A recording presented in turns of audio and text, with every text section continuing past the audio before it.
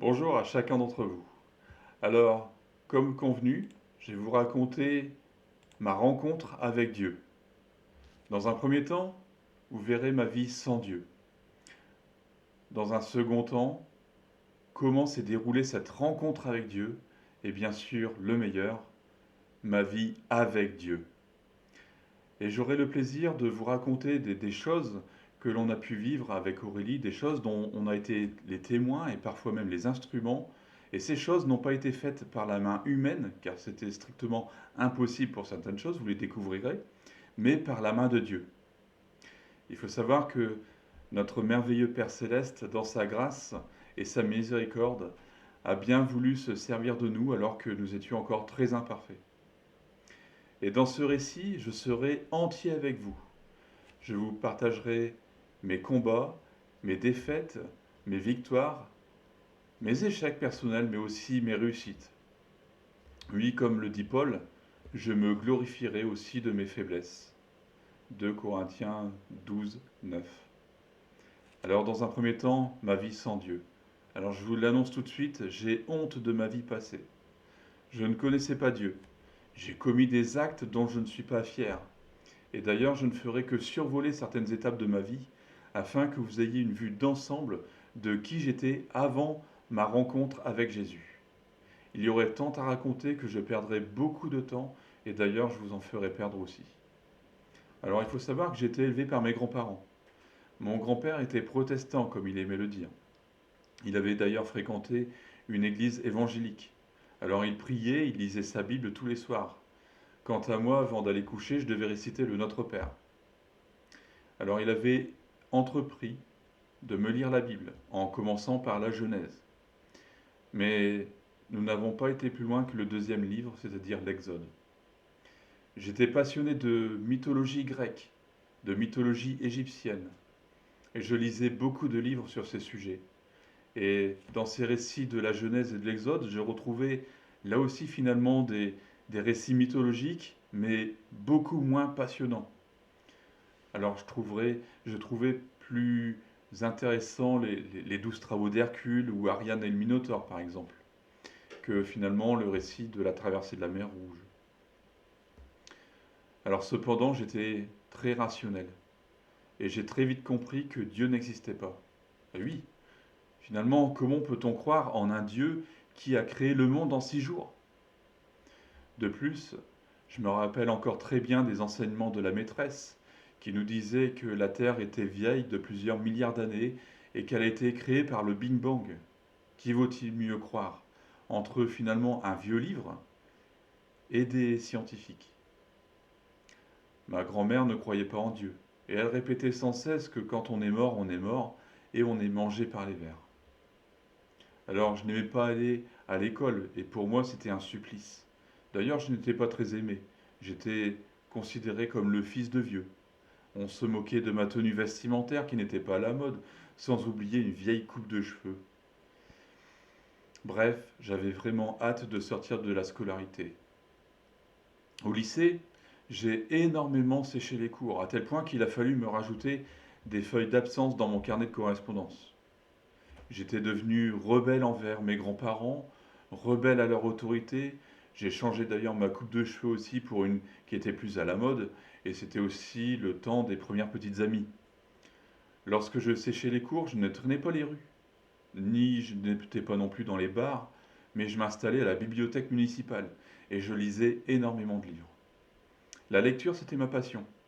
Je pouvais dévorer plusieurs livres par semaine. Bon, cela bien sûr dépendait de la taille du livre. Chez mes grands-parents, j'avais la chance d'avoir à disposition une grande bibliothèque. J'ai pu ainsi dévorer une grande quantité de livres. Il y avait des récits d'aventure que j'aimais lire et relire tels que Ivanhoé, Robinson Crusoe ou Robinson Suisse, mais aussi beaucoup de livres d'histoire. Et d'ailleurs, ce qui est curieux, c'est qu'à l'école, je rencontrais des difficultés à mémoriser les cours, tandis que ce que je lisais dans mes lectures personnelles restait gravé. Lorsque j'ai découvert la bibliothèque de Saint-Quentin, et d'ailleurs, si vous passez par là, je vous invite à aller la voir, elle est très belle, et bien dans cette bibliothèque, je me sentais dans mon élément. et j'y ai lu beaucoup de livres d'histoire, notamment l'histoire de la Picardie. Puis je me suis mis à lire des livres de géographie. Je voyageais ainsi virtuellement. Puis j'ai trouvé des livres de géologie, d'astronomie. Je les empruntais à la bibliothèque et le soir je les lisais en rêvant ainsi à des aventures lointaines. Ayant lu les livres qui m'intéressaient, je me suis tourné vers d'autres rayons. Puis j'ai passé très vite d'ailleurs ceux de la cuisine, ça m'attirait pas, ça ne m'attirait pas du tout. Et d'ailleurs je préférais plus déguster que cuisiner. Mais je me suis arrêté au rayon psychologie, psychanalyse et parapsychanalyse. Bizarre. Alors au lycée, on nous avait parlé de Sigmund Freud, de Françoise Dolto par exemple, et je voulais en savoir plus. Et j'ai découvert pas mal de trucs intéressants qui me serviront plus tard, et d'ailleurs vous les découvrirez dans quelques semaines. La bibliothèque était pour moi une sorte d'oasis en plein désert. Je préférais et préfère toujours apprendre par moi-même. Je suis un autodidacte. J'aime chercher l'information, je n'aime pas la recevoir et croire bêtement. D'ailleurs, c'est déjà de la philosophie, c'est-à-dire l'amour du savoir. Nous en reparlerons. Bien sûr, il m'arrive souvent de regretter de ne pas avoir poursuivi les études, car je sais que j'en avais les capacités intellectuelles. Vous savez, je pouvais réciter les capitales de chaque pays, les départements français et bien d'autres choses qui ne me servaient même pas pour ma scolarité. Je ne pensais pas à l'avenir, je ne pensais qu'au bonheur éphémère. À cette époque, j'avais une devise. Profite du temps présent, le fameux carpe diem, vous avez certainement déjà entendu parler. Et malgré mes connaissances, j'étais très immature. J'attendais juste que le temps passe pour pouvoir travailler et ainsi être indépendant. Alors, ayant terminé mes études au lycée, j'ai passé plusieurs concours que j'ai réussi, et pressé d'entrer dans la vie active pour plusieurs raisons, je suis entré dans les forces de l'ordre. Cependant, mon intégration dans la vie professionnelle a aussi changé ma personnalité. Ma première petite amie était d'origine algérienne. Je n'étais donc pas raciste, mais finalement ma pensée positive sur l'intégration a brusquement changé lorsque je me suis retrouvé au contact dans le cadre de mon travail avec des personnes d'origine étrangère. Et ainsi, je suis devenu raciste, ne supportant plus de voir ces jeunes défier l'autorité que je représentais. Ces jeunes qui finalement étaient plus racistes que moi envers les Blancs.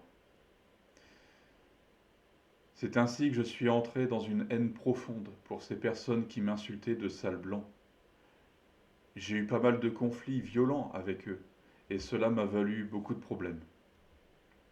Tout cela a contribué au développement de ma haine, et je suis entré dans une idéologie hitlérienne. Mes films préférés étaient du genre American History X.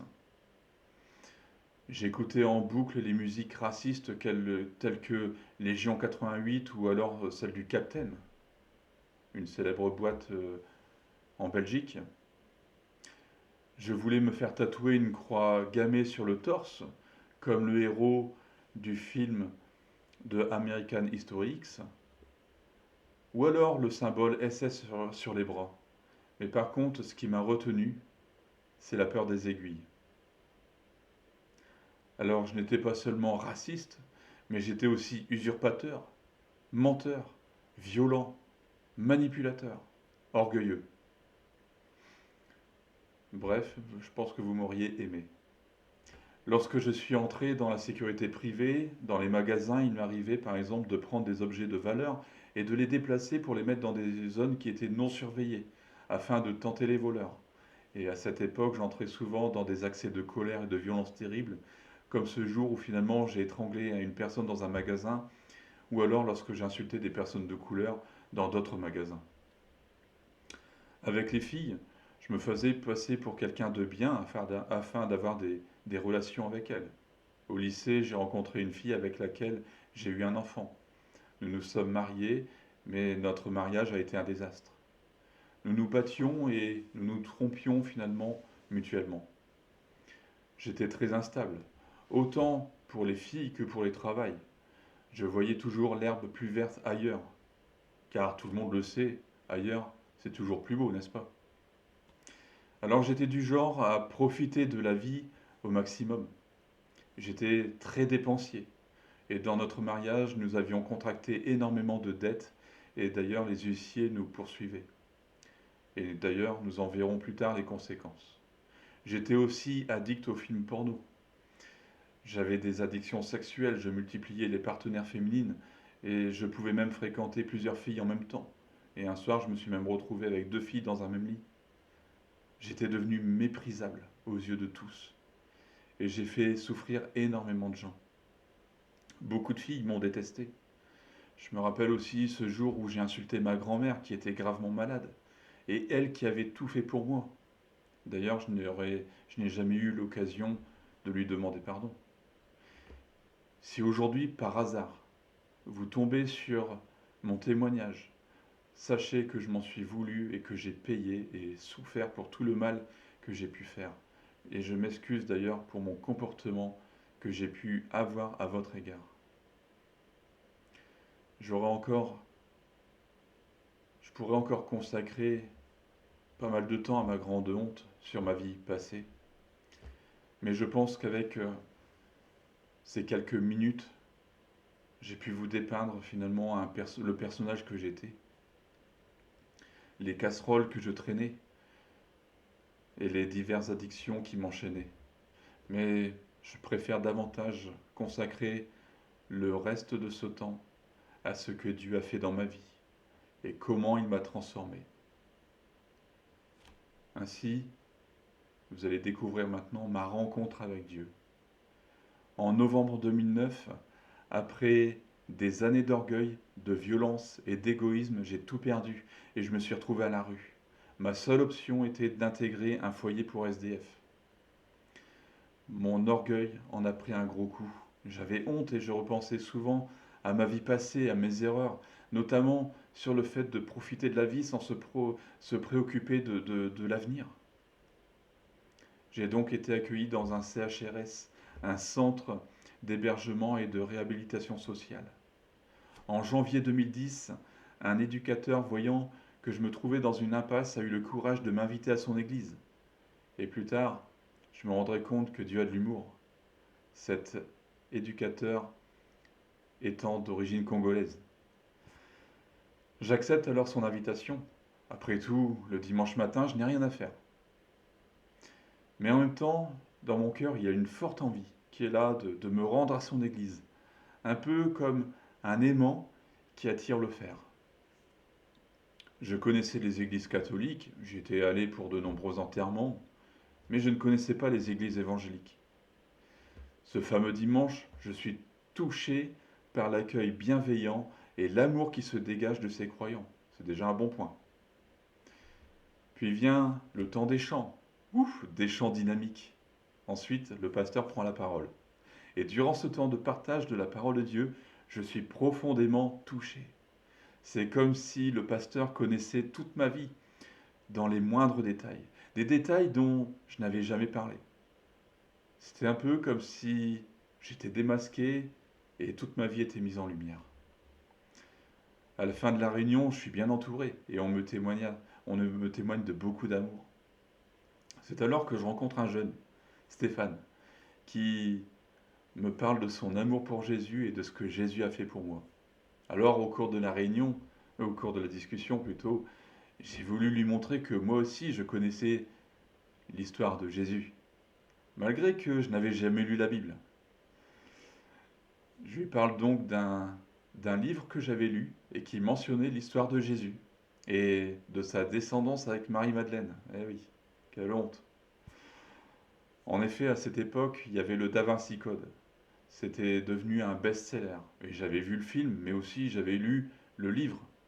Et aussi celui dont est tirée justement cette histoire du Da Vinci Code, c'est l'énigme sacrée. Alors oui, quand j'y repense, qu'est-ce que j'ai pu avoir l'air bête, mais bon, Stéphane ne s'est pas laissé démonter et a très bien répondu. J'avais aussi emporté à la Réunion une Bible que mon grand-père m'avait donnée. Cette Bible m'avait suivi partout, et je m'en servais comme un support de lampe de chevet. Et malgré le fait qu'elle me suivait partout, je ne l'avais jamais ouverte, parce que j'avais peur de ce livre. J'avais peur de m'en séparer aussi, mais j'avais peur de l'ouvrir. Bref, c'était de la superstition. Pour moi, ce livre était synonyme de mort, et la mort me faisait peur. Toujours est-il que ce premier dimanche, j'ai été vivement touché. Quelque chose de bizarre se produisait dans mon cœur. Et par la suite, j'ai été suivi par le pasteur et son épouse qui m'ont aidé à comprendre la Bible et à savoir comment la lire.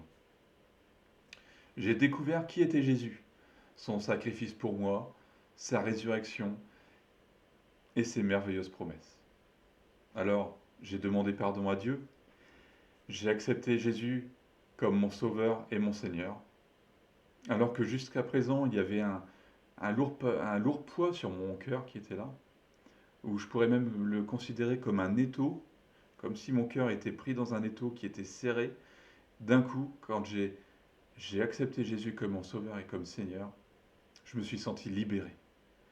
Un peu comme si j'avais passé de nombreux jours dans une pièce qui manquait d'air, ou que l'air n'avait pas été renouvelé depuis longtemps, et tout à coup, c'est comme si j'étais au sommet d'une montagne et que je pouvais respirer à plein poumon. Maintenant, je vais vous raconter mes premiers pas dans la foi. Pour bien comprendre ce qui s'est passé lorsque j'ai lu pour la première fois la Bible, j'utilise toujours l'image d'une vieille éponge. Une vieille éponge toute recroquevillée sur elle-même, toute sèche. Et au contact de l'eau, l'éponge, même si elle est toute sèche, elle reprend sa forme normale et même sa couleur normale. Et j'étais un peu comme cette vieille éponge qui, au contact de l'eau de l'évangile, est redevenue belle et d'une taille normale. J'ai commencé à lire la vieille Bible de mon grand-père et il y a eu une soif intense de découvrir les histoires de ce livre. Euh, cette, cette soif a remplacé la crainte que j'avais auparavant. Et à cette époque, j'ai commencé aussi à avoir une vie de prière. Alors, une petite anecdote à propos de la lecture de la Bible. Je l'ai lue entièrement en quelques mois. Lors de ma première lecture, j'ai mémorisé une grosse partie de la Bible et je pouvais réciter des versets par cœur. Cependant, je précise qu'il y a une différence entre la connaissance et l'application. Je m'explique. On peut connaître quelque chose sans le mettre en application. Et c'est ainsi que je suis tombé dans de très nombreuses erreurs. Lorsque j'ai donné ma vie à Jésus, que je l'ai accepté comme mon sauveur et comme Seigneur, je lui ai donné mon cœur en entier. Et il l'a totalement transformé. Toute la haine qu'il y avait là-dedans, il l'a enlevée. Et à la place, il a mis de l'amour. Amour pour mon prochain. Alors bien sûr, il y arrivait parfois que je chutais. Et je me surprenais parfois à dire un propos raciste alors que j'étais devenu chrétien. Bon, je vous rassure, aujourd'hui, Jésus a totalement purifié mon langage et mes pensées. La marche chrétienne est une marche qui se fait étape par étape. Et nous pouvons le comparer à un trek. Une marche par étape. On marche 8 heures, on établit un bivouac et le lendemain, hop, nouvelle étape. On fait encore une marche et on rétablit encore un bivouac. 2 mois après avoir donné ma vie à Jésus, j'ai retrouvé un poste d'agent de sécurité à temps plein. Et au même moment, j'ai signé un deuxième contrat à temps partiel pour travailler le week-end. Je pouvais être heureux car ces 2 contrats me permettaient aussi de sortir du CHRS. Mais dans mon cœur, je ressentais une gêne, comme si je n'étais plus à ma place. Et d'ailleurs, cela se confirmera d'autant plus le jour où j'ai dû interpeller une personne qui avait volé de la nourriture. Cette personne avait faim, et comme elle n'avait plus pas de quoi payer, il fallait appeler la police. J'étais perturbé. J'ai connu cette situation. Quel malheur. 1 an plus tard, on me reproche de ne plus être assez dur. Et je pense que certains collègues n'ont plus confiance non plus en moi en cas de coup dur. Mais on en reparlera plus tard. Toujours est-il que durant les mois qui ont suivi mon embauche, je vivais de belles expériences avec Dieu. Et d'ailleurs, je souhaite vous partager celle-ci. Un jour, alors que j'étais encore dans le CHRS, je me préparais pour me rendre à mon poste. Et alors que je me douchais, je chantais des louanges à Dieu. Le temps a passé très vite sans que je m'en aperçoive. Je suis donc parti en retard. Et il était strictement impossible d'arriver à l'heure sur mon lieu de travail. Je faisais tous les trajets à pied à cette époque. J'avais pas de voiture. J'ai donc demandé de l'aide aux personnes que je connaissais et aucune ne pouvait m'aider. Alors je commençais à avoir peur, en plus j'étais en période d'essai.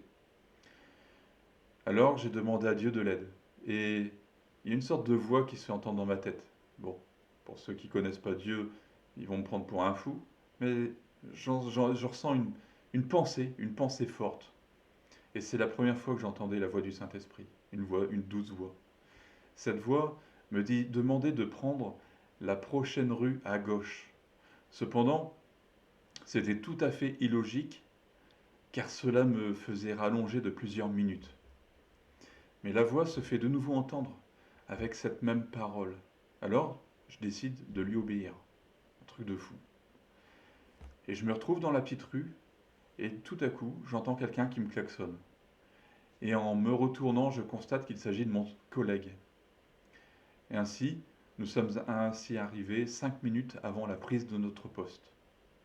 Et plus tard, il m'expliquera qu'il devait tourner une rue plus tôt, mais comme il y a eu un bouchon, il a été contraint de prendre la rue suivante, et finalement c'est celle où je me trouvais. Alors il faut savoir que la rue qu'il devait prendre n'est jamais bouchée. J'ai jamais vu un seul bouchon dans cette rue-là. Bizarre.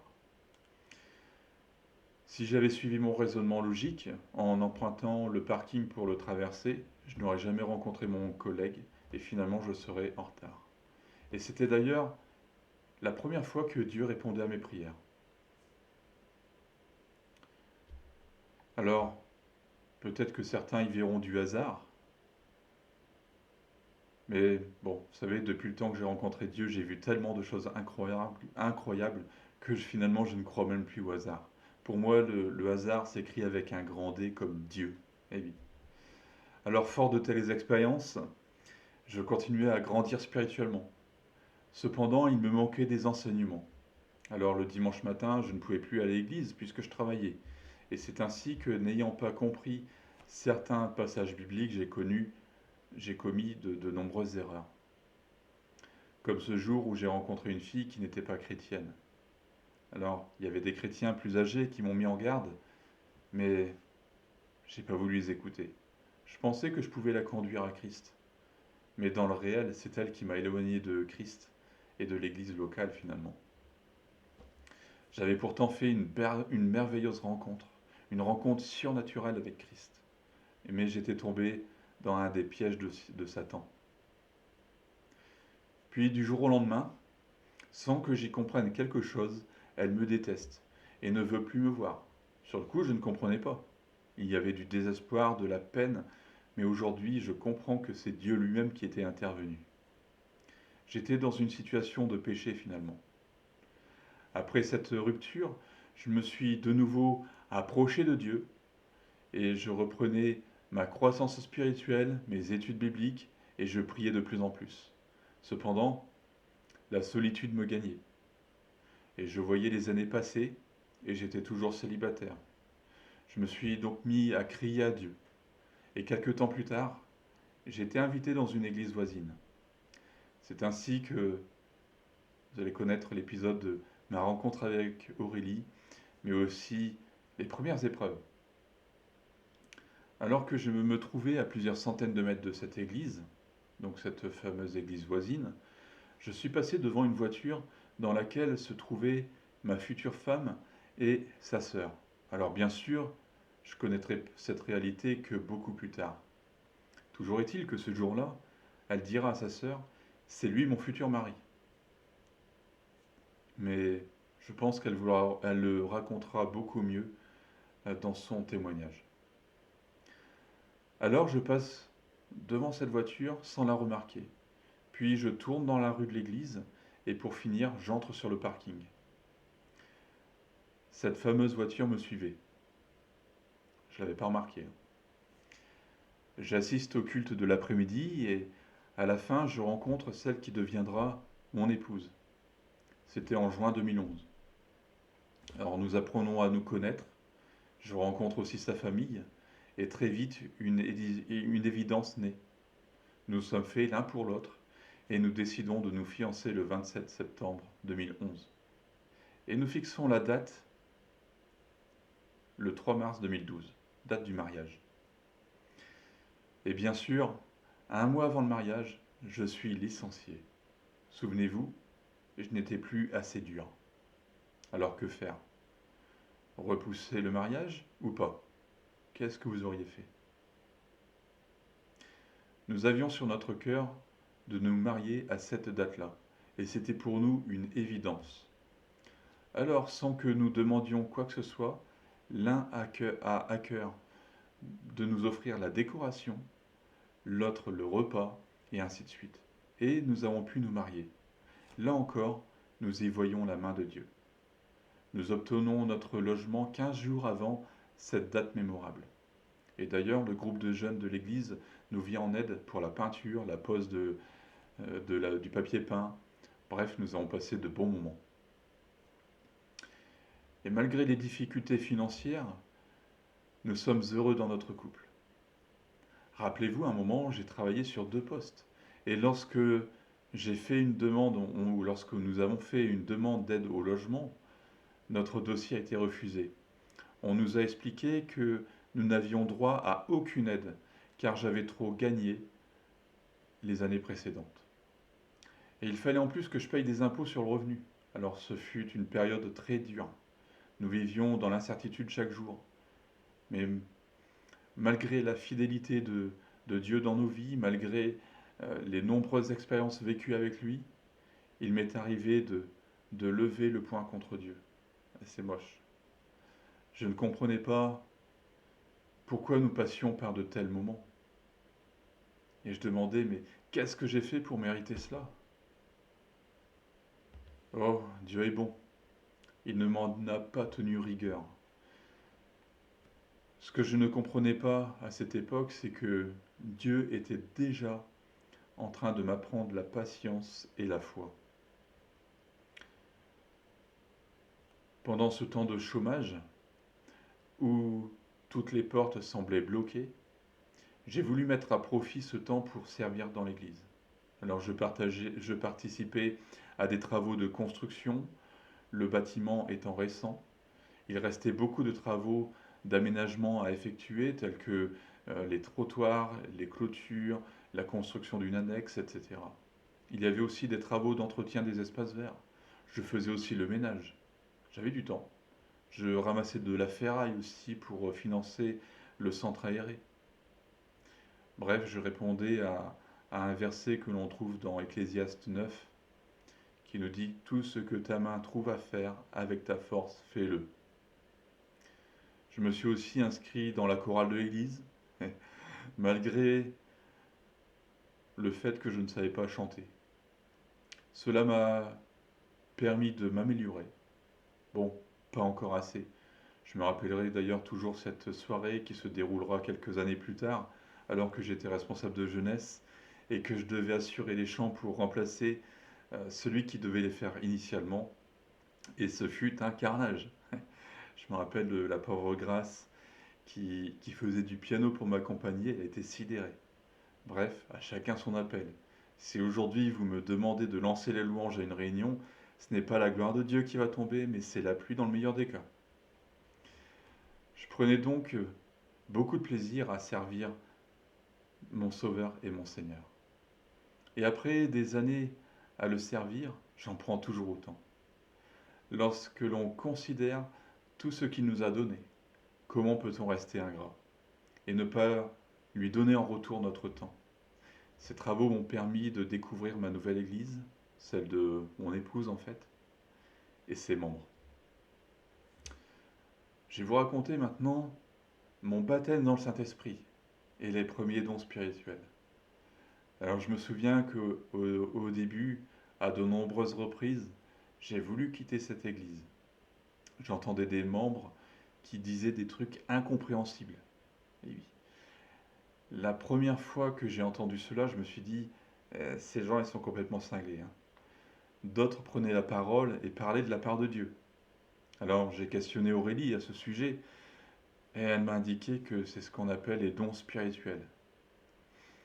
Elle me montre les chapitres 12, 13 et 14 de la première épître aux Corinthiens qui traitent de cela.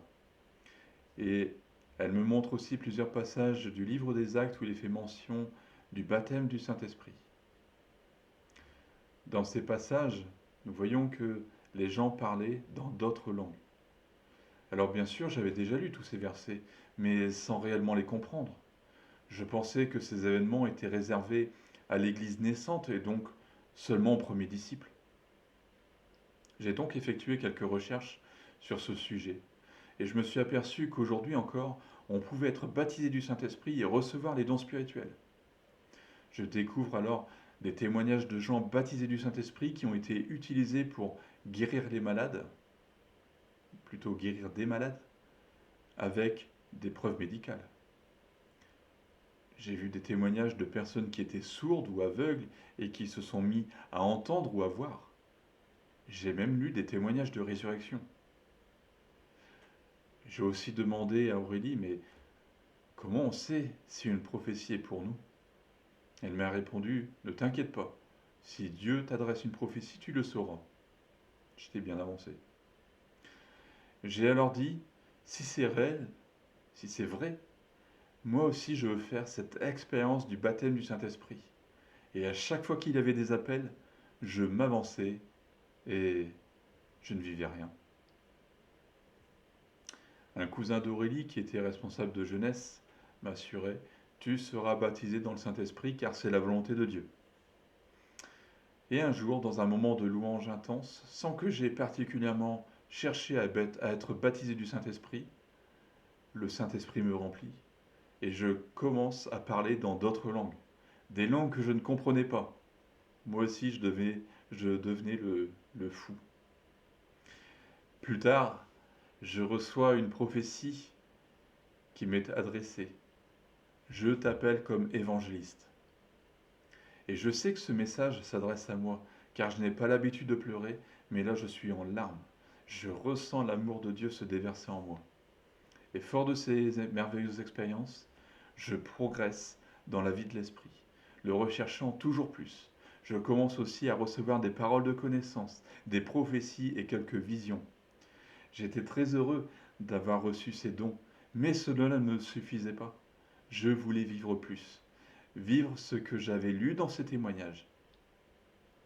Cependant, pour le moment, je devais me contenter de ces dons. Ce n'était pas le temps de Dieu pour vivre des choses encore plus grandes. Rappelez-vous, la marche chrétienne se fait étape par étape. Dieu ne nous donne pas tout de suite. Il nous dit, sois fidèle dans les petites choses et je t'en donnerai de plus grandes. Luc 16, verset 10. Quelques mois après avoir reçu cette prophétie concernant mon appel, Dieu me met le fardeau des âmes perdues sur le cœur. Il m'appelle à être une sentinelle qui doit avertir les gens du danger qui les guette. Et il y a une immense tristesse qui est dans mon cœur. Une immense tristesse lorsque je sais qu'il y a une personne qui refuse ce magnifique salut en Jésus-Christ. Beaucoup, malheureusement, pensent que Dieu n'existe pas, et donc que le diable aussi n'existe pas, et bien entendu, finalement, que l'enfer n'est pas une réalité. Ainsi, je commence à apporter le message de l'Évangile dans les rues. Et souvent, je repense à la manière dont Jésus est venu me chercher. Et sûrement que dans les rues, il y a des personnes qui ont besoin d'une délivrance comme moi, j'en avais besoin. Et ces gens ont besoin d'entendre une bonne nouvelle. Si personne ne m'avait parlé de cette bonne nouvelle, si personne ne m'avait parlé de Jésus, je serais sûrement encore aujourd'hui dans un triste état. Et peut-être même que je serais déjà mort. Ainsi, je commence à avoir pas mal de contacts. Cela motive d'autres chrétiens à me rejoindre. Un groupe d'évangélisation se forme et chaque samedi, nous nous réunissions pour sortir dans les rues et distribuer des évangiles. Et je considère ce temps comme un temps de formation. Cela me permet de prendre de l'assurance dans l'annonce du message de l'Évangile et de me familiariser avec les différentes remarques, différentes objections que certaines personnes peuvent me faire. Ce n'était que les prémices, ce n'était que les commencements, parce que j'entrerai pleinement dans ce ministère que quelques années plus tard. Je le répète, la marche chrétienne se fait étape par étape. Les mois passent et nous faisons de belles expériences malgré les difficultés. Un jour, alors que nous n'avions rien à manger et que nous n'avions rien dit, une sœur nous dit : « J'ai préparé ce plat pour vous. » Un couple aussi qui décide de nous aider pour la nourriture. Et chaque semaine, ils nous emmenaient en course pour nous les payer. Toutes ces personnes auront un impact profond dans ma vie. Et je vois en elles le caractère de Christ. Et cela façonnera notre vision pour notre appel missionnaire.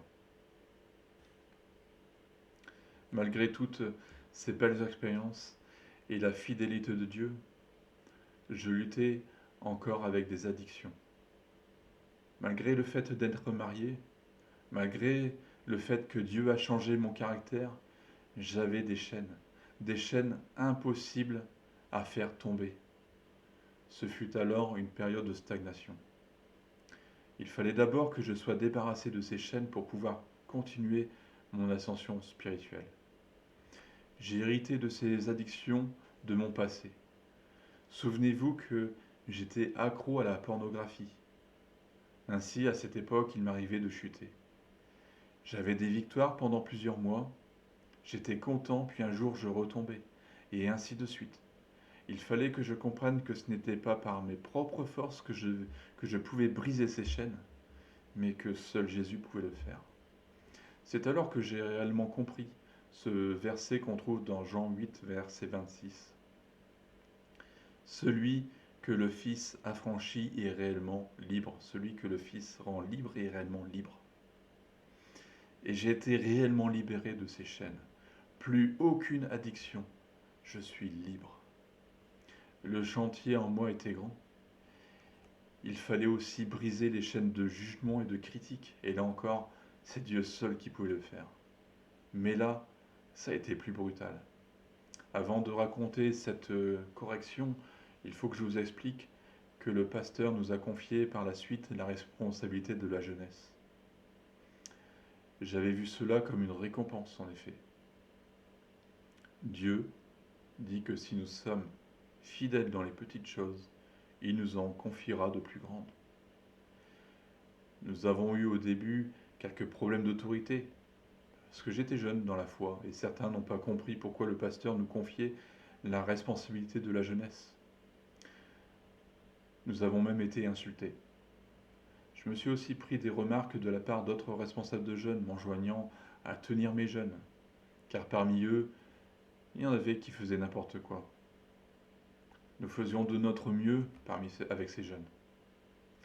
Ce que je ne comprenais pas à cette époque, c'était que Dieu nous formait déjà.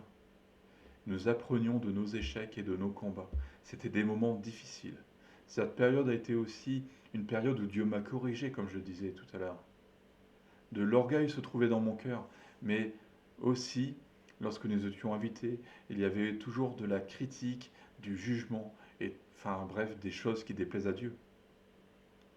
Et lorsqu'il veut nous faire entrer dans ses projets, il nous veut entiers et intègres. Alors il nous a montré qu'il détestait cela, et nous le ressentions. Après avoir trop parlé, je me sentais coupable d'un gros péché. Je me repentais, et je recommençais ainsi de suite. Mais à un moment, Dieu a dit stop. Un dimanche matin, durant le temps de louange, j'avais l'habitude de me lever et de lever les mains. Comme il est dit dans les psaumes, élevez des mains pures. Mais ce jour-là, j'étais cloué sur ma chaise. Dieu était en colère. Il ne voulait pas que je fasse semblant d'être spirituel. et je ressentais là sur mon cœur un immense poids. À la fin de la réunion, un ancien me dit de garder le bon dépôt. Alors j'y ai réfléchi un court laps de temps, puis finalement Dieu m'a redonné de la joie. Et je sentais que ce poids était parti. Désormais, nous avions fait le choix de ne plus critiquer et juger, et Dieu nous en a donné la force. De même, je fais très attention au piège qui est l'orgueil. Ce piège qui a fait tomber Satan lorsqu'il a voulu se faire égal à Dieu. Dieu, ayant nettoyé les choses qui lui déplaisaient, a commencé à travailler avec nous et nous a poussés pour aller plus loin. J'ai commencé à prêcher dans les réunions de maison, aux réunions de jeunesse, dans les sorties d'évangélisation, je voyais beaucoup plus de résultats. J'effectuais toujours les travaux d'entretien dans l'église. Cependant, plusieurs faits m'ont montré qu'il fallait que je diminue. Je travaillais parfois des journées complètes, jonglant entre le terrassement et la maçonnerie, l'entretien des espaces verts, le ramassage des ferrailles, le ménage, la jeunesse, l'église, le dimanche, la chorale, l'évangélisation, etc. Bref, je ne voyais plus beaucoup mon épouse. Et un jour, alors que j'utilisais une débroussailleuse à lame sur le terrain derrière l'église, j'ai coupé un fer à béton. La première lame l'a coupé et la deuxième me l'a envoyé ici en plein cœur. Le petit morceau de ferraille a commencé à percer la sangle en cordura qui était là. Il y avait une sangle en cordura qui se baladait ici. Percer la sangle de cordura de la débroussailleuse et a commencé à entamer mon t-shirt. 2 millimètres plus bas. Je crois que vous n'iriez pas. Je ne serai pas là. Vous ne m'entendriez pas. Je m'en suis sorti juste avec une éraflure. Dieu est grand. Alléluia. J'ai tiré une leçon de cet événement. C'est comme si j'entendais Satan se réjouir en disant « Super, leurs évangélistes travaillent à l'embellissement de leur église, tant mieux. » C'est alors que j'ai compris que le service peut parfois être un obstacle à la mission que Dieu veut nous confier. J'ai alors diminué mes activités à l'église tout en privilégiant l'évangélisation et la jeunesse. Quelque temps après, j'ai retrouvé un contrat de travail. Et je pense qu'il est utile de se rappeler que notre situation financière à cette époque était catastrophique. Nous avions en plus contracté des dettes auprès de certains membres de l'Église, dettes que nous n'arrivions pas à rembourser. Pendant cette période, j'ai eu ma voiture de saisie qui a été vendue pour une bouchée de pain. Les huissiers nous harcelaient. Nous avions un peu plus de 2000 € d'impayés de loyer et nous allions être mis à la porte. Une assistance sociale essayait de nous aider. Malgré tout cela, nous restions fidèles à Dieu. Lors d'une opération d'évangélisation avec Gospel Vision, un des évangélistes a dit « Puisque tu t'occupes des affaires de Dieu, Dieu va s'occuper de tes affaires. » Et en effet, Dieu s'est occupé de nos affaires. L'assistance sociale avait fait une demande d'aide exceptionnelle. Habituellement, l'organisme ne répondait jamais favorablement et nous avons reçu une réponse positive. Elle était étonnée, mais là aussi, nous savons que Dieu était derrière.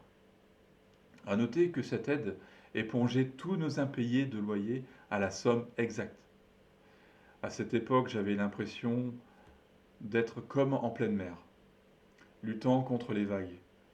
Je passais une vague, j'essayais de reprendre mon souffle en attendant la deuxième, mais parfois je buvais la tasse. Une bonne nouvelle suivie d'une mauvaise. Un dimanche matin, je me retrouvais dans cet état. Après une semaine difficile, je priais silencieusement en demandant à Dieu un signe. Et à la fin de la réunion, une personne âgée vient nous voir et nous informe qu'elle possède une voiture dans son garage qui ne lui sert pas. Elle nous la donne. Waouh! Là encore, nous voyons la main de Dieu. Cette voiture était une vraie bénédiction. Elle a permis que je puisse retrouver un CDD pour la saison des sapins de Noël. Des coupes, débardage, transport et mise en filet pour la vente. Un travail dur, mais que j'aimais beaucoup. Il y avait une bonne ambiance dans l'équipe et le patron était génial. Le seul problème, c'est que ce travail ne durait qu'un mois et demi. J'avais fait un bon salaire durant cette période, mais cela nous a causé quelques problèmes avec la location logement, le RSA, qui finalement nous ont bloqué les versements estimant avoir été trop payés. Et cela nous a obligés à redemander de l'aide. Alors même si les chrétiens qui nous avaient prêté de l'argent ne nous demandaient rien, étant compréhensifs, cela restait pour nous un lourd fardeau sur notre cœur. J'avais pourtant expédié beaucoup de CV, que ce soit dans le nord, dans le sud, dans l'est, dans l'ouest, etc. Bref, aucune réponse. Mais après des mois, euh, après tant de mois sans travailler, il était vraiment temps que je retrouve n'importe quel type de poste. Mais cela se complique lorsque l'on a des diplômes, enfin lorsque l'on n'a que des diplômes pour travailler dans le domaine de la sécurité. Et domaine auquel Dieu ne voulait plus que je fréquente, que je travaille. Donc nous continuons donc à demander à Dieu de nous ouvrir les portes pour un travail. Et cette fois-ci, nous avions fait une prière un peu différente. Seigneur, permets qu'avant la fin de l'année, nous ayons remboursé chaque frère et sœur à qui nous devons de l'argent. Nous étions au mois d'avril. Et quelques semaines plus tard, une sœur de l'église me présente une annonce dans laquelle une personne recherche quelqu'un pour de l'entretien d'espaces verts et quelques travaux de peinture. J'envoie mon CV et quelques jours plus tard, je suis contacté par cette personne. Lors de l'entretien, elle me présente le travail à accomplir. Il y a bien sûr l'entretien des espaces verts, mais aussi de la rénovation de maison. Ce monsieur avait racheté une ancienne ferme et il avait pour projet de faire plusieurs logements dedans. Ainsi, il y avait des travaux de pose de placo, d'enduit, de peinture, etc. Il m'explique qu'il y a de la maçonnerie, de la plomberie, et je suis sincère avec lui, je lui explique que je n'ai jamais fait tout cela. Alors je rentre à la maison un peu dépité parce que pour moi c'était mort. C'est pas possible de trouver de... Ce monsieur ne va pas me prendre. J'avais aucune compétence pour ce poste. Cependant, quelques semaines plus tard, ce monsieur m'appelle, et comme vous pouvez l'imaginer, j'étais très étonné. Et il l'a d'ailleurs ressenti à mon ton de voix. Et il m'a demandé de me présenter le lendemain. Alors je me rends au rendez-vous et il me reçoit dans son bureau. Alors je suis très étonné et il me dit, mais vous savez, lorsque l'on fait paraître une offre d'emploi, nous avons beaucoup de candidatures. J'ai eu des CV avec des diplômes de peintre, maçon, des diplômes finalement en rapport avec ce que je recherchais, mais j'ai aussi eu des CV avec des personnes ayant de l'expérience professionnelle. Mais je ne sais pas pourquoi, vous n'avez aucun diplôme ni expérience professionnelle et pourtant c'est vous que je dois choisir. Il m'explique qu'il est à la recherche de quelqu'un d'honnête et qu'il voit en moi cette personne. Il m'explique aussi qu'il est autodidacte. Il travaillait auparavant dans le domaine médical. Puis il s'est intéressé au domaine de la construction et de la rénovation de maisons. Il m'a rassuré en me disant qu'il y a une équipe de maçons avec qui il travaille et qui pourrait m'apprendre certaines choses. D'ailleurs, lui aussi me formera dans ce domaine. C'est ainsi que je commence à découvrir le travail de la rénovation de maisons. Je pose des cloisons, les recouvre de placo, mets de la peinture. J'installe aussi un évier avec son système d'évacuation, son alimentation. Je pose un chauffe-eau, un escalier, etc. Et je me surprends à savoir faire ces choses. C'est alors qu'un passage dans les Écritures me rappelle que lors de la construction du temple, des gens qui n'avaient aucune qualification se sont mis à le construire. Dieu leur avait donné la connaissance. Et je me rends compte que Dieu me met la connaissance pour accomplir ce travail. Et je m'y plais tellement que d'autres tâches me sont confiées. 2 appartements sont terminés et prêts à mettre en location, et nous sommes alors au mois de décembre. Et nous avons remboursé tous les frères et sœurs à qui nous devions de l'argent. Nous étions soulagés d'un poids qui nous pesait fortement. Et le monsieur nous propose un logement avec un loyer diminué et augmente ainsi mon nombre d'heures de travail. Cela était très tentant. Cela faisait tellement de mois que je ne travaillais plus, que je ne travaillais pas. J'avais reçu tellement de critiques à ce sujet, me taxant même parfois de feignant. J'ai donc accepté la proposition. Une partie était en chèque emploi-service et l'autre partie était de la main à la main. Nous quittons donc notre premier logement au 4e étage, sans ascenseur. Il se trouvait dans un immeuble qui s'était relativement dégradé à la suite de l'arrivée de nouveaux occupants. Il faut savoir qu'il y avait du trafic de drogue, il y avait de l'urine sur les paliers, du tapage nocturne. Et en bref, nous voyons dans cette proposition une échappatoire. Je continue les travaux de rénovation de maison, puis un jour, alors que je travaillais dehors avec une société pour le passage de câbles électriques, il neigeait fortement. De l'eau glacée coulait dans mon cou, et j'ai eu très froid. Et quelques temps plus tard, j'ai fait une pneumonie. Je suis resté alité plusieurs jours et incapable de travailler. Et malgré le traitement médical, la fièvre ne descendait pas en dessous de 40 degrés.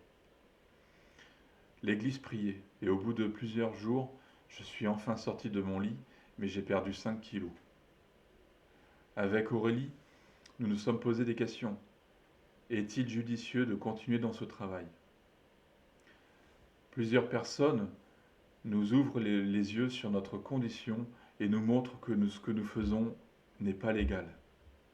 Il y a une terrible incompréhension dans ma tête.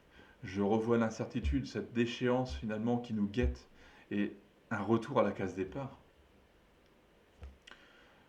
Nous annonçons donc au monsieur que nous ne pouvons pas continuer dans cette voie, puisque nous sommes chrétiens.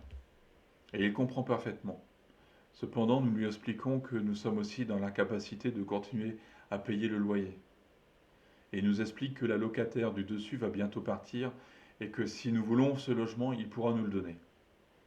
Le logement étant beaucoup plus petit et donc finalement le loyer beaucoup plus accessible. Plusieurs personnes viennent visiter notre logement, mais ils sont intéressés par le plus petit logement. Et le propriétaire loue donc cet appartement. Et là encore, nous sommes dans l'incertitude. Mais il nous rassure. Il nous dit, je vous ai promis un logement et vous l'aurez. Et il nous donne le logement d'à côté. Alors on lui explique que le loyer de l'autre logement est beaucoup plus grand et que cela ne passera pas pour une demande d'APL. Mais il nous dit de ne pas nous inquiéter. Il nous a promis un logement avec un petit loyer et il tiendra sa promesse. Et en effet, nous avons eu un logement plus grand pour le même loyer. Alors peut-être que certains jugeront qu'il ne fallait pas prendre ce travail parce qu'il y avait des choses pas nettes, mais nous savons que Dieu nous a bénis par ce travail. Vous en aurez d'ailleurs la confirmation un peu plus loin. Pour comprendre, il aurait fallu passer par notre parcours. Durant cette période, j'ai beaucoup appris sur la construction. Formation sur le tas qui nous sera finalement utile pour la mission. Je profite de ce temps pour postuler à d'autres offres d'emploi. C'est alors que je trouve une annonce pour un poste de concierge à Maubeuge. Je décide de postuler, on ne sait jamais. Maintenant, j'ai une petite expérience professionnelle dans ce domaine. Je ne m'attends pas à avoir de réponse, parce qu'ils exigent quelqu'un de formé avec une expérience sur le même type de poste. C'est un métier qui me plaisait, et j'avais d'ailleurs déjà postulé pour beaucoup de postes de concierge. Bon, soit je n'avais pas de réponse, ou alors soit mon profil ne convenait pas. Et à ma grande surprise, je suis convoqué pour un premier entretien de sélection. Alors je me présente et j'explique plutôt ce que je sais faire. À la fin, une dame me fait une remarque en me disant que je suis jeune pour ce type de poste parce qu'il cherche une personne expérimentée. Et je lui réponds, vous savez, c'est bien la première fois qu'on me dit que je suis jeune pour un poste et que je suis tout aussi capable qu'une autre personne pour effectuer les tâches demandées. Parallèlement à cela, nous sommes invités à un mariage du côté de Toulon et nous savons que nous devons y être présents, Dieu nous demandant d'effectuer une mission. Ainsi, Pour le début de septembre 2015, nous avions loué un petit logement dans le sud avec la famille. Et quelques jours avant de partir pour leur mariage, je reçois une convocation pour un second entretien. Et bien sûr, je pense que vous l'aurez déjà compris, l'entretien a lieu au moment où je suis dans le sud. Et là, il y a une grosse question qui se pose. Qu'est-ce que je dois faire? Est-ce que je dois obéir à Dieu et aller dans le sud, ou bien rester dans le nord et passer mon entretien? Qu'est-ce que vous auriez fait? Alors nous remettons cela, bien sûr, entre les mains de Dieu. Et j'ose même demander au syndic de copropriété s'il n'y a pas une possibilité de décaler cet entretien. Alors bien sûr, ils me répondent que c'est impossible et que c'est ce jour-là qu'ils vont choisir le futur concierge. Nous nous étions arrangés avec la famille pour partager les frais de location de maison et pour les frais d'essence de la voiture du frère d'Aurélie. Si nous assistions seulement au mariage, puis reprenions le train pour revenir dans le nord, cela nous poserait des soucis financièrement. Ou alors, je ne me présente pas à l'entretien. Alors nous avons prié Dieu en demandant, mais Seigneur, tu connais toutes choses. Tu sais si je dois me présenter pour ce poste. Et si c'est ta volonté, pourvois à nos besoins. Montre-nous ce que nous devons faire. Et dans les heures qui suivirent, nous recevions un appel de notre propriétaire. Il nous explique qu'il a un gros souci. Les ouvriers en auto-entreprise qui travaillent pour lui et qui me remplacent finalement ont un gros problème sur un chantier. Et ils ont accumulé un retard d'une semaine. Leur nettoyeur haute pression étant tombé en panne. Alors après ma démission, les deux ouvriers avaient terminé le chantier en cours et le propriétaire avait racheté une nouvelle maison dans un quartier de Maubeuge. Il ne restait plus grand-chose à faire dans cette maison. Les ouvriers avaient bien avancé. Et il fallait encore isoler les fenêtres, appliquer des peintures sur les plafonds, les murs et le sol et à aménager aussi le jardin. Les ouvriers étant sur deux chantiers en même temps, ils ne pouvaient pas venir finir les travaux dans cette maison avant 2 semaines. Or, le propriétaire devait justement donner les clés à cette date aux futurs locataires. Alors il me demande de l'aide. Il me dit, je sais que vous ne voulez plus travailler pour moi, mais si vous pouviez m'aider, cela me sortirait d'un gros souci. Alors là, la question, qu'est-ce que vous auriez fait? Dans nos pensées, est-ce que finalement c'est Dieu qui nous répond? Et avant de prendre notre décision, nous demandons son conseil. Et il met une paix sur notre cœur. Donc nous terminons donc le travail dans cette maison avec Aurélie. Et à la fin, nous lui remontons les clés. Et il nous remet notre salaire. Et là, surprise, j'ai la somme exacte pour payer mes billets aller-retour en TGV de Toulon à Maubeuge et de Maubeuge à Toulon.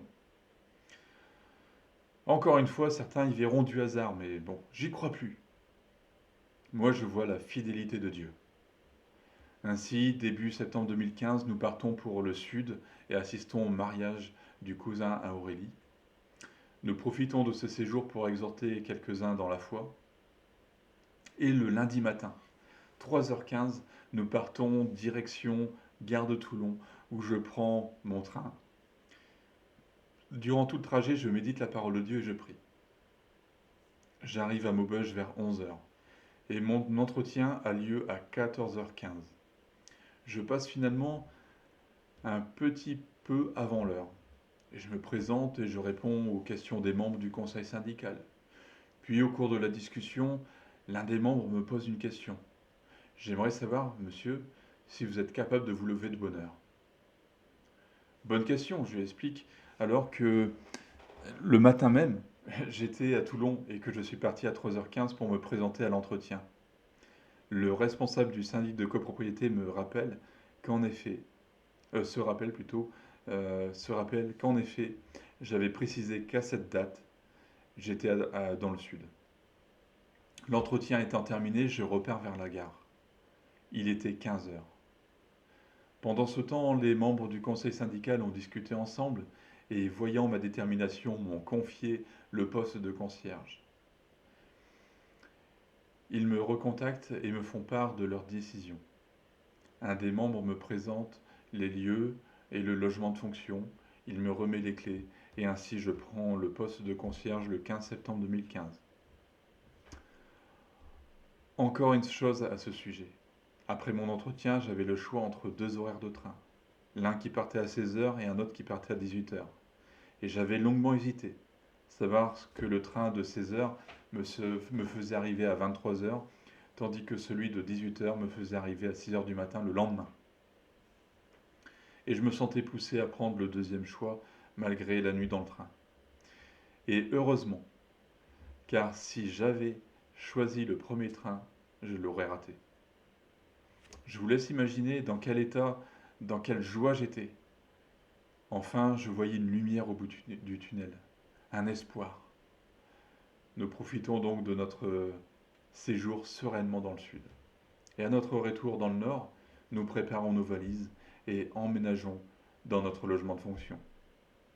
Et notre joie sera encore plus grande lorsque quelques jours plus tard, je reçois un courrier de la Banque de France m'annonçant l'effacement de toutes mes dettes.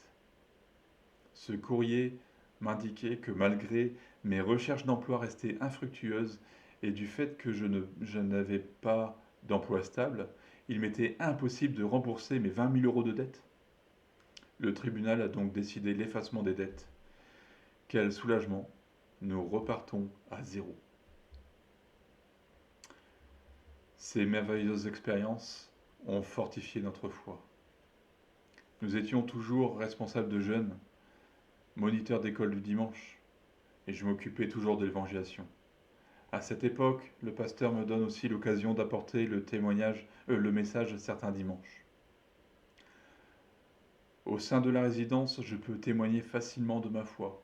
Tous savent que je suis chrétien et certains soulignent que mon caractère reflète le message que je prêche. Gloire à Dieu. Lors d'un rassemblement de leaders de jeunesse, un pasteur prophétise sur ma vie. Qu'ils sont beaux les pieds de ceux qui annoncent de bonnes nouvelles. Élargis l'espace de ta tente. Je t'appelle comme évangéliste. C'est moi qui te formerai. Tu n'as pas besoin de formation. Ces paroles résonnent fortement en moi. Il est vrai que depuis le début, c'est Dieu lui-même qui m'a formé au travers des diverses épreuves que nous avons traversées. D'ailleurs, à ce propos, un de nos pasteurs nous avait dit « Vous avez appris par votre expérience beaucoup plus de choses que ceux qui ont étudié dans les écoles bibliques. » Cependant, j'ai été confronté à plusieurs reprises à des personnes qui étaient offusquées du fait que je prêchais sans être passé par une école biblique. Et comme nous le savons tous, l'humain prime sur le divin. Je rigole.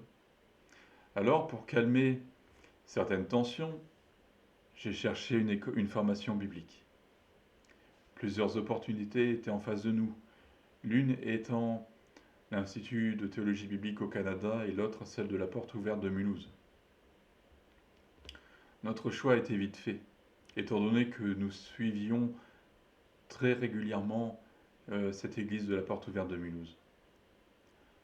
Ainsi, nous nous inscrivons à cette formation où nous serons acceptés.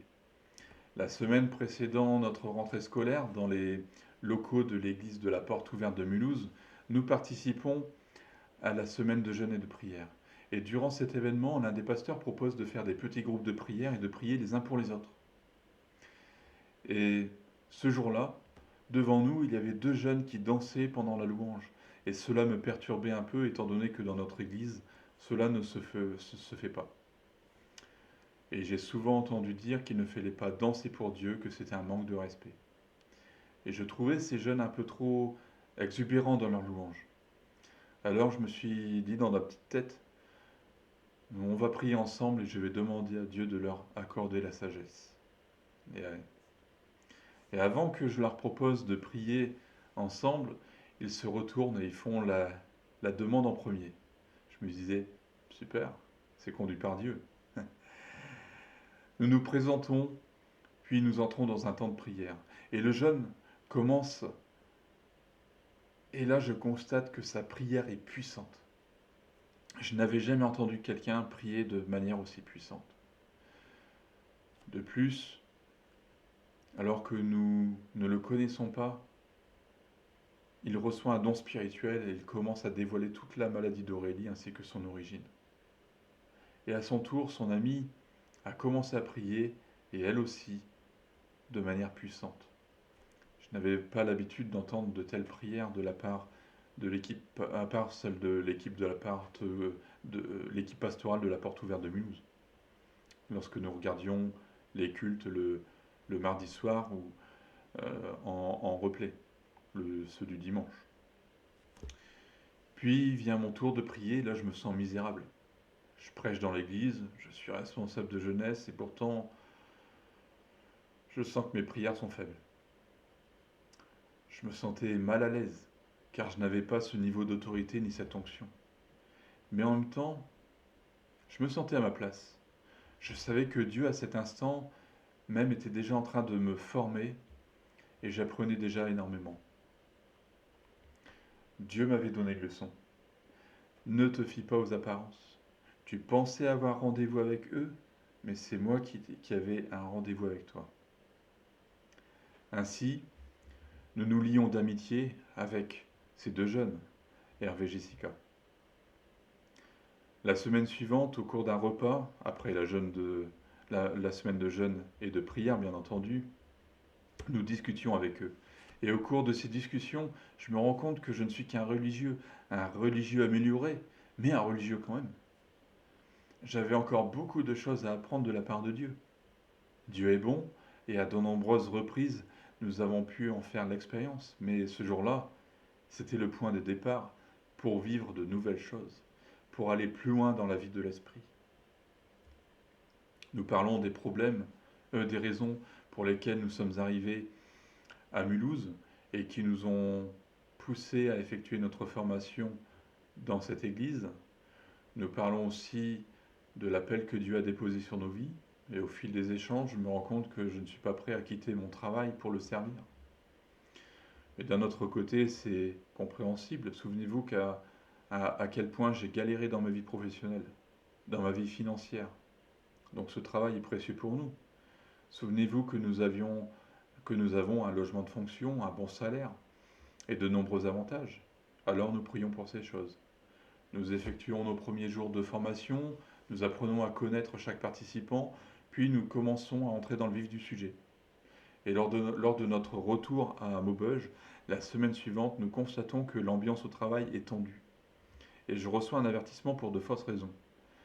Les tontes qui ne sont pas faites, nous sommes au mois de mars. Le fait que je visionne les caméras de surveillance, le hall qui était sale pendant notre séjour à Mulhouse, c'est-à-dire pendant nos vacances. Le syndic me dit qu'au bout de 3 avertissements, je suis licencié. Et quelques temps plus tard, j'apprendrai que le but de cet avertissement était de me pousser à la démission afin de ne plus y avoir de concierge dans la résidence. C'est alors que je fais le rapprochement avec la prière que nous avions faite lors du repas. D'un côté, je sais que Satan n'était pas content, mais je crois surtout que Dieu nous parle par ces épreuves. D'un côté, j'ai mal au cœur, mais d'un autre, il y a un soulagement. D'accord, Jésus, j'ai compris. Je ne dois pas m'attacher à ce lieu ni à ce travail. Lorsque tu nous diras de faire des valises, nous n'aurons aucun regret et nous ne regarderons pas en arrière. Fort de ces expériences, je m'approche encore plus de lui. J'ai un immense désir d'apprendre. La formation me permet d'approfondir cette relation et de mieux connaître notre merveilleux Père Céleste et son œuvre. Je crois même que pendant cette formation, c'est Dieu lui-même qui me formait. Pendant mes lectures personnelles, je termine la lecture de l'Évangile de Jean, que j'ai lu maintes et maintes fois, mais cette fois-ci c'était différent. Je continue avec le livre des Actes des Apôtres, qui est d'ailleurs un de mes livres préférés. Je crois que c'est même mon livre préféré. Et là aussi, c'est différent. Certains versets me sautent aux yeux. Mon cœur s'accélère. C'est difficile à expliquer ce que je ressens lorsque je lis ces versets. Mais à ce moment-là, il y a quelque chose qui se passe. Par exemple, dans Acte 1, versets 1 et 2, Il est marqué, Théophile, j'ai parlé dans mon premier livre de tout ce que Jésus a commencé de faire et d'enseigner dès le commencement jusqu'au jour où il fut enlevé au ciel, après avoir donné ses ordres par le Saint-Esprit aux apôtres qu'il avait choisis. Et soudain, je réalise que, hé, Jésus a commencé de faire, et que finalement, il me demande à moi aussi de continuer son œuvre, ainsi que tous ceux qui veulent vraiment devenir ses disciples et qui acceptent d'en payer le prix. Je découvre ainsi, au cours de mes lectures, comment Dieu a utilisé des hommes tels que Pierre, Philippe, Étienne, Paul, sans oublier des femmes. Je redécouvre les récits de guérison, les paroles de connaissance, de sagesse, les résurrections, les démons chassés. Plusieurs autres passages me reviennent en tête.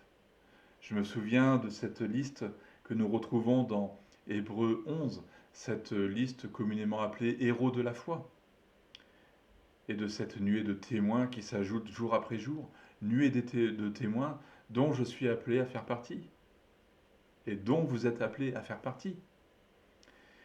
Mais il y a aussi et surtout un passage que j'avais lu sans prêter attention quelques jours avant, et qui retentit subitement dans ma tête.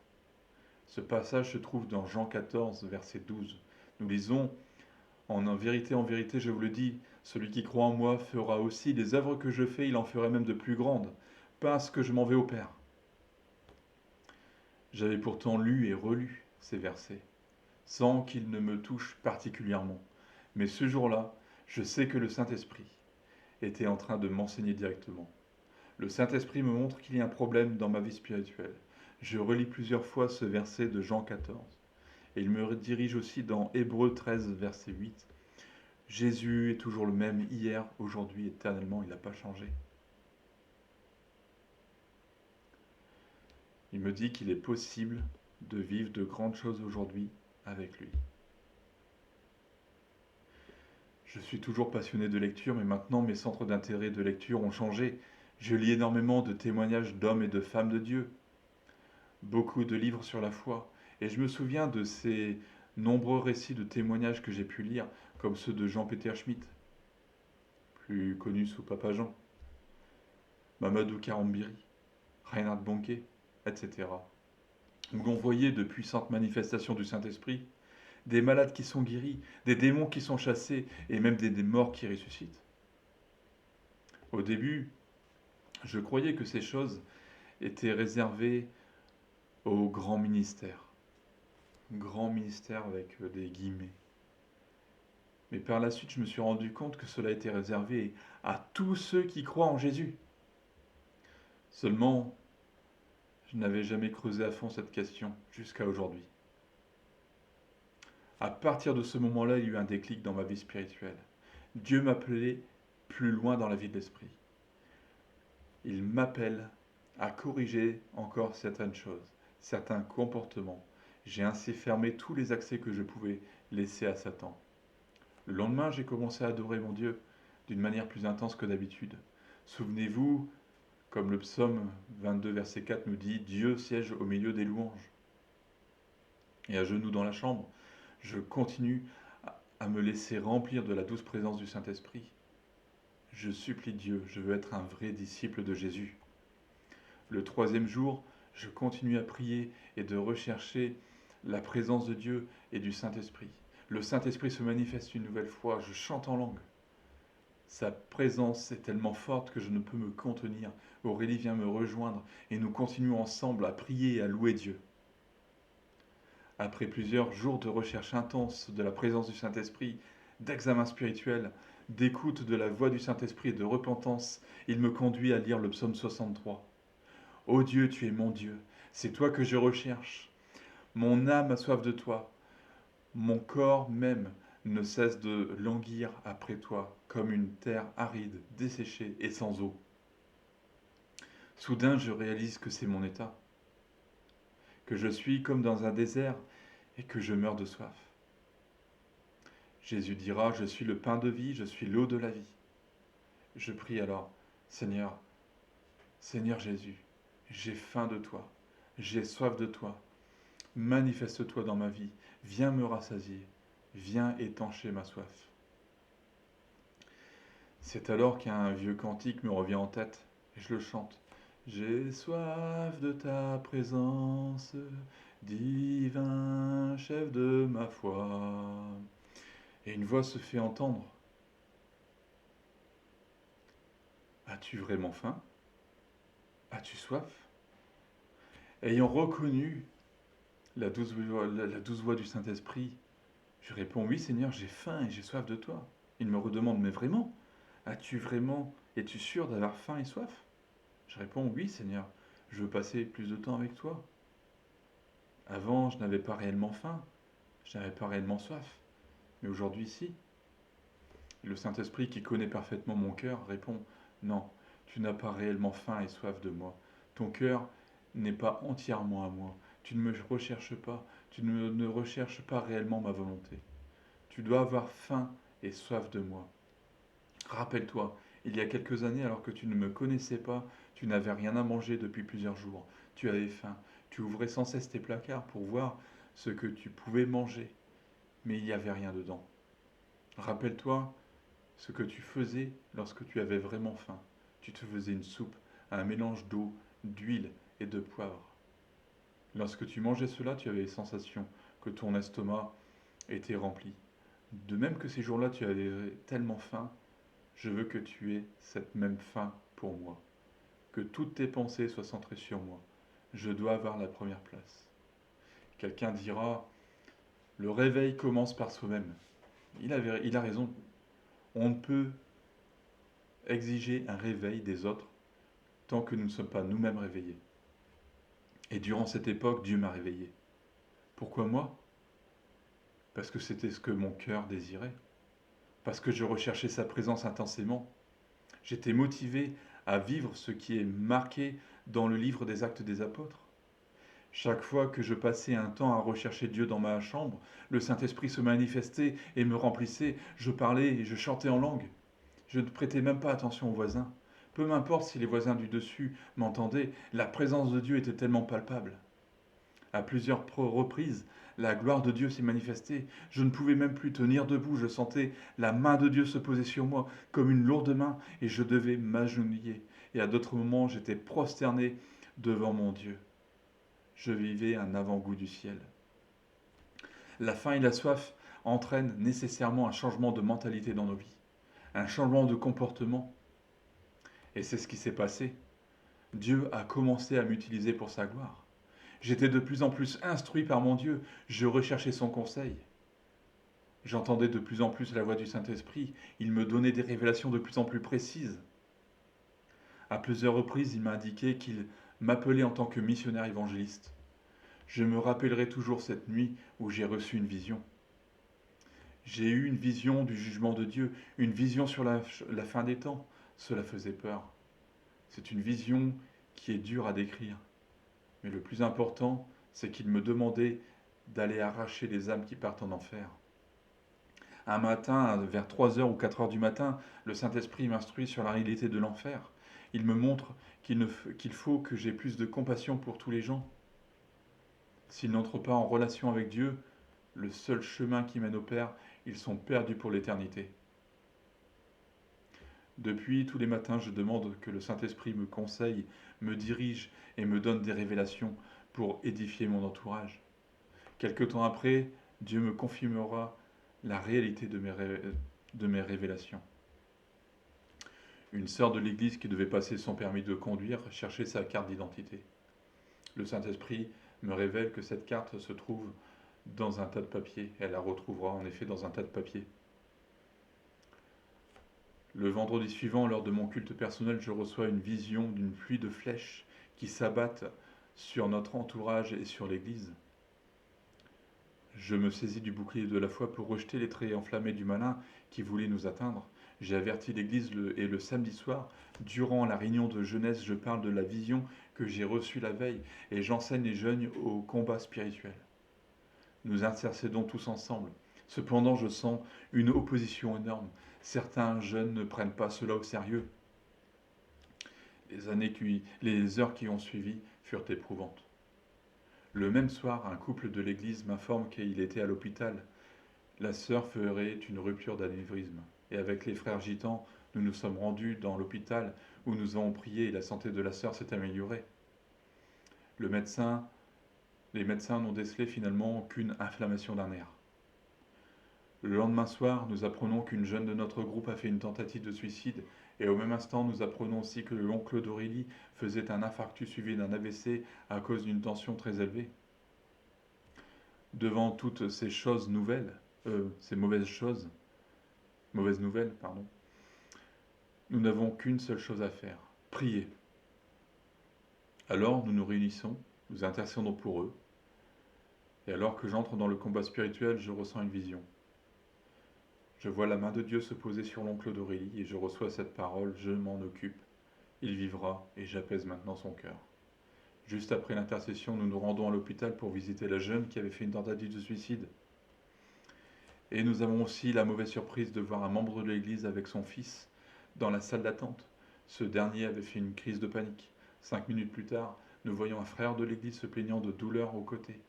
La vision que j'avais reçue d'une pluie de flèches qui s'abattait sur notre entourage et notre église s'est accomplie. Quelques semaines auparavant, j'avais averti l'église au travers d'un don prophétique invitant à une repentance générale. Le Saint-Esprit disait qu'il fallait se préparer à traverser de grands bouleversements. J'ai aussi décrit une vision que la femme du pasteur avait reçue. La vie de l'esprit est très importante. J'ai pu donner de nombreuses prophéties qui se sont accomplies ou qui s'accomplissent actuellement. En un week-end, par exemple, j'ai pu donner 6 prophéties.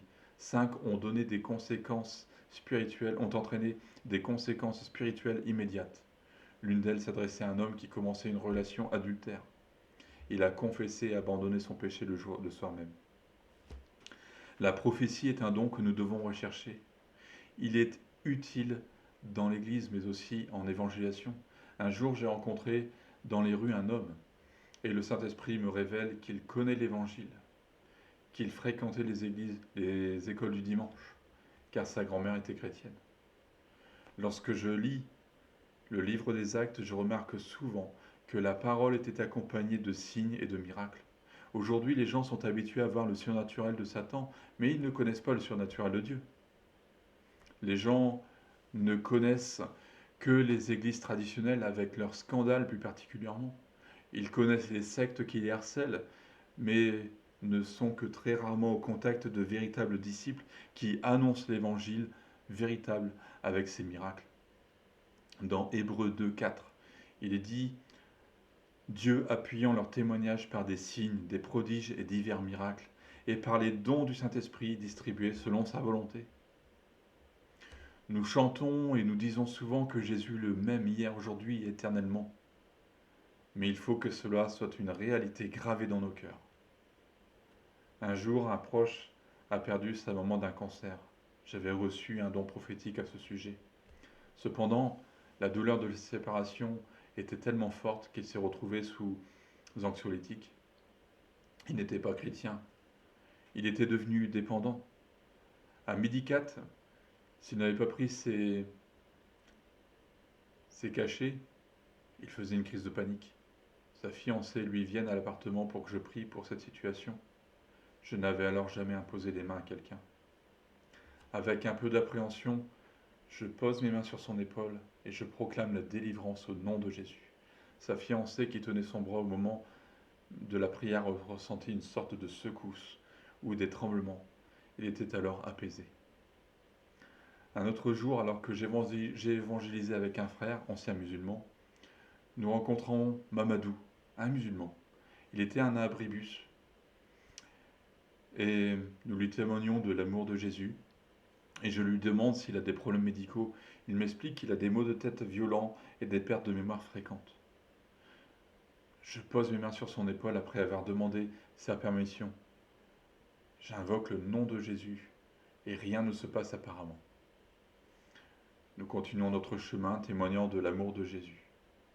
Et quelque temps plus tard, j'étais reparti distribuer des évangiles. C'est alors que je vois quelqu'un qui s'agite à un abribus. Et il me fait des grands signes, il crie « Jésus m'a guéri !» et ce, alors qu'il y avait plein de monde autour. Je suis ravi et je saute sur cette occasion pour annoncer l'évangile à toutes les personnes qui ont entendu le récit de cette guérison. Dieu est fidèle. En septembre 2018, après avoir mangé au Flunch de Mulhouse, avec les étudiants de la formation, je me rendais aux toilettes. Et le Saint-Esprit me dirige alors vers une table. Les gens parlaient de Dieu. J'écoute un peu la discussion poussée par le Saint-Esprit. Puis j'interviens et je rends mon témoignage. Et je vois un des jeunes qui est touché, mais son ami, lui, se moque totalement de Jésus. Il reste totalement incrédule. Mais je ne me laisse pas démonter. Et je propose de prier pour les besoins matériels et physiques.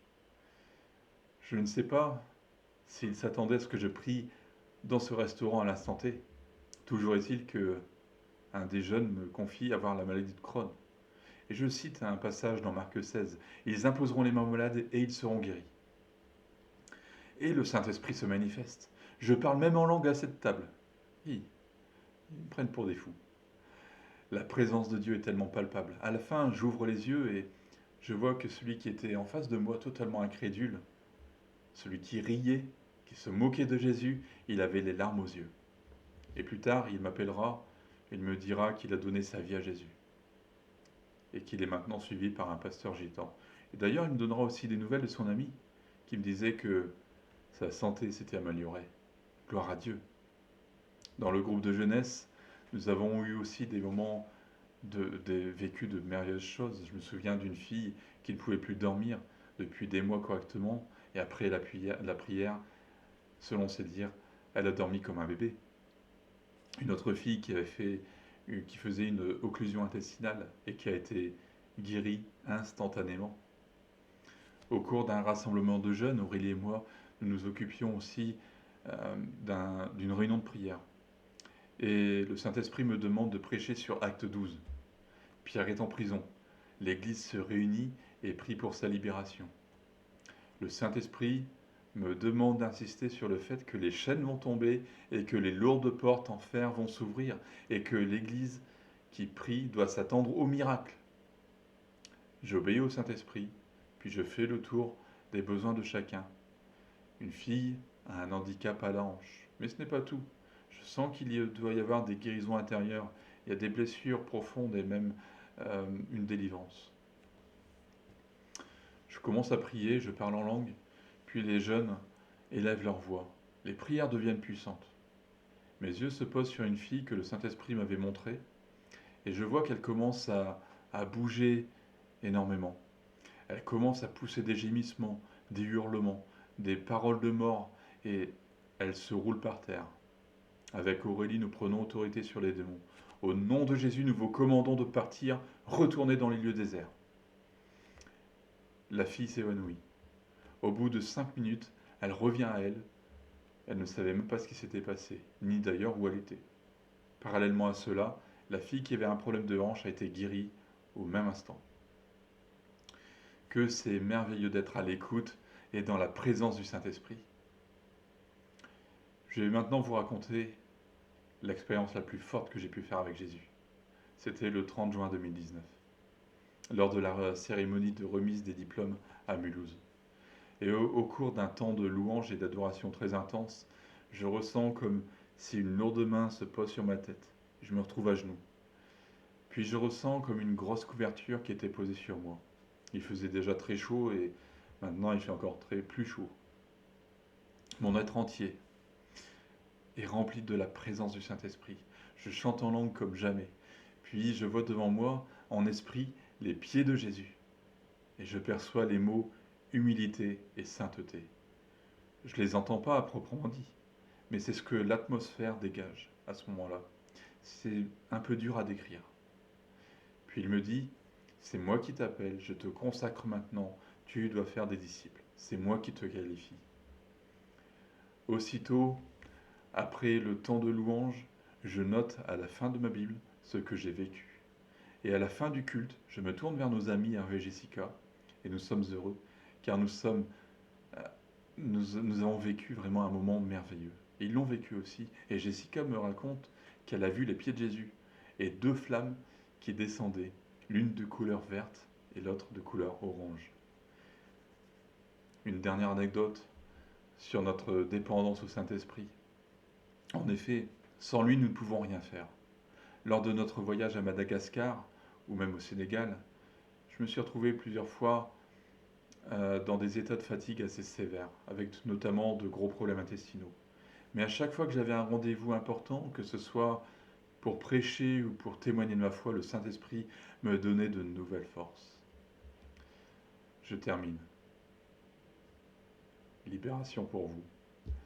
Qu'il est bon de se rappeler que Dieu est fidèle, qu'il ne change pas. En me rappelant de toutes ces expériences, je tiens à rendre gloire à Dieu. Mon but est de susciter en vous la foi, que Jésus peut vous aider de manière puissante. Ce n'est pas réservé à une élite. Non, Dieu n'a pas de chouchou. Il veut utiliser tous ceux qui veulent vraiment payer le prix de la consécration. Tout est possible à celui qui croit.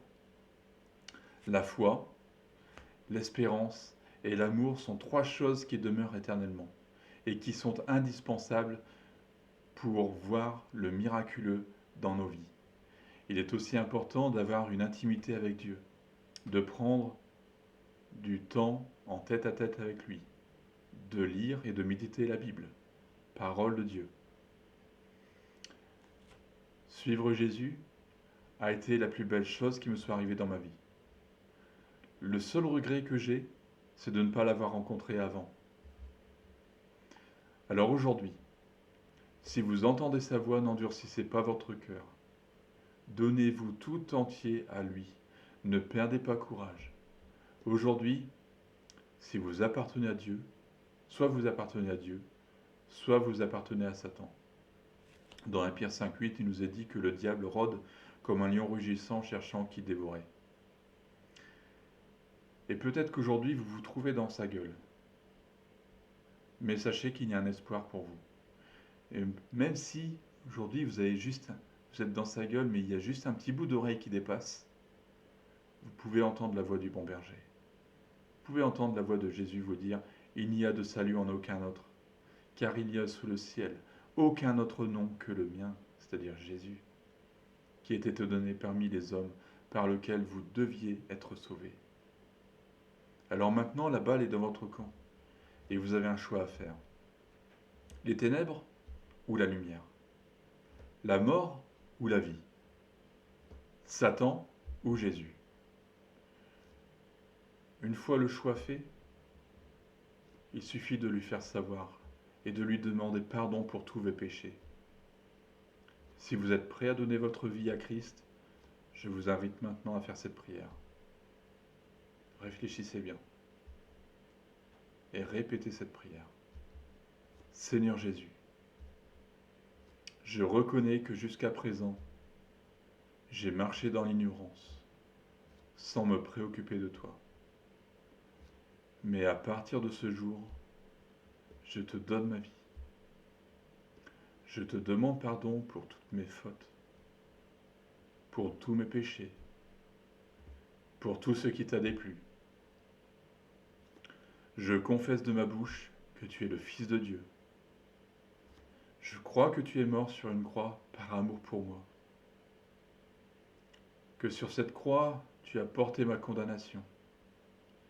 Je crois que tu es mort à cause de mes péchés. Et je crois que tu es ressuscité. Merci pour le pardon de mes péchés. Merci parce qu'à partir de ce jour, je suis un enfant de Dieu. Merci parce que les choses anciennes sont passées et toutes choses sont devenues nouvelles. Merci parce qu'il n'y a plus de condamnation. Aujourd'hui, je te reçois comme mon Sauveur et comme mon Seigneur. Merci pour la Bible, pour ta parole que tu m'as laissée. Je prends la décision de vivre comme ta parole me le demande.